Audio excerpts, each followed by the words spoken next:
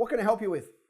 So look, the question I have here for you at the moment is 1 Corinthians 9, 9 to 10. I mean, you can pull it out if you want, but it pretty much goes into about muzzling the ox, and that the workers would have a hope for the share of the harvest. Now, I have a couple of questions, but I guess, does harvest mean profit? What does that look like? Would be part A of my question. B, should the employees have a hope? Like, should there be an expectation of a hope for the harvest? And then maybe part C of the question, it's a long one, is there some practical advice of how to put that into practice, maybe even from your own experience of putting that verse into practice? Okay, cool. I don't think it has one application, the scripture. You know, at the end of the day, they turn up and they get paid. So they're already getting some benefit from the harvest. They're getting paid. Mm-hmm. So you, as a business owner, you don't have an obligation to cut them in on the profit, right?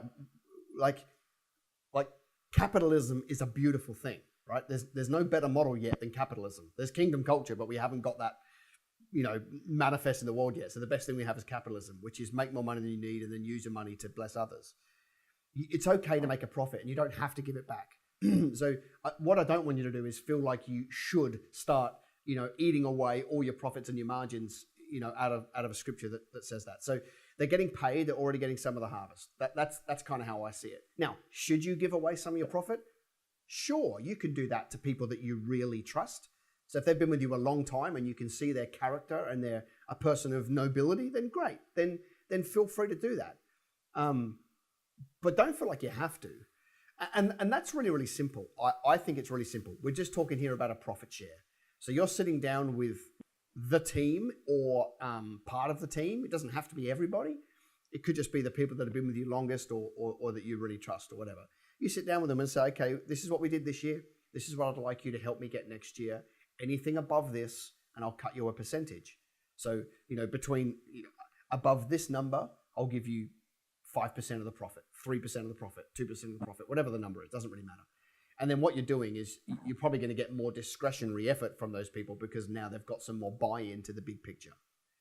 Okay. Mm-hmm. Obviously, and that's a wise idea. You've seen that practically worked out pretty well. I've seen it work more than it fails, but it does definitely fail because if you do it to the wrong person, they have an entitled mentality. So all they do is go, great. They've already factored into their wages. So they go, okay, well, I'll probably earn an extra 20 grand a year and I earn 80. So I'm on 100 this year. And then when they get it, they just go, oh, well, great. They don't care. See, some people are not driven for finance. Right? Some people don't care about money. And so you say to them, I'll cut you in. They're like, okay, great. If I get it, I do. And if I don't, it doesn't matter. So that's where it falls over. You'd be better, for someone like that, you'd be better off to say, what does motivate them? What motivates them is, they've never been to Disneyland. Great, hit this target and I'll send your family to Disneyland. That's, if that's what motivates them, that would be a better outcome. If you want to go to the extreme, right, then you make them earn some equity in your business, right? So you could say, listen, if you get me to this point over 2 or 3 years, I'll give you 3, 5, 7% of the company, and then you'll get a dividend at the end of the year on top of your wages. But they're in bed with you at that point, right? That's, that's taking it to the extreme. But you can do any of those. But I don't want you to feel like you have to. It's probably a cheaper option to just pay them a better wage, right? So if they're on 60, give them 70 if you want to be generous. If they're on 70, give them 80. You could probably just get out of it that way, if you wanted to really, really bless them. But I wouldn't take that scripture that you said and make it like I've got to give my profit away to my team or half my profit away to my team. They've already got paid to work, right? So you can do that, and you could probably do that to the long-serving people that have been with you and they've got the right heart and they're for you. But don't feel like you've got to do it for everybody. If people approach you on that equity one, have you ever put that into practice yourself, or is that something that you'd say, I really want to stay away from that and go with the cheaper option that you talked about? Yeah, for me, it's all circumstantial. It depends on the person. It depends on the business I'm in. Right? Some businesses aren't worth giving equity away in because they don't have any value as a company. Right? So, and some don't have high margins. So, they're working on a low profit. So there's no point in promising to give away a low number. Right? So yes, I've done it. and I really like it. What it does is it actually puts golden handcuffs on people. If they're people you really know, like, and trust, and you want them for the long haul, it's a great way to get them to be bought into the big picture.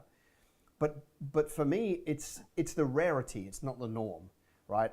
The people have got to show me over a long period of time that they can be trusted, right? Their character needs to be almost flawless for me to want to give away part of my company that I've spent so many years building for them.